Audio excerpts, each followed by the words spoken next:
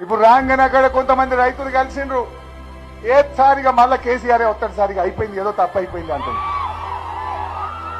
ఏమైంది రాబోయ్ అన్న ఇక తప్పిపోయి కూడా వానికి ఏం సారు అంటుంది.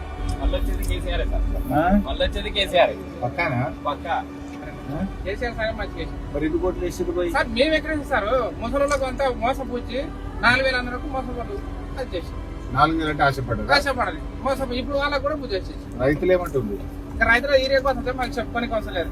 యూరియా ఇంకా మీ అసలు చదువుకున్న పిల్లలు చేసిన మాటలు అక్కడికి వచ్చారు అయిపోయాయి.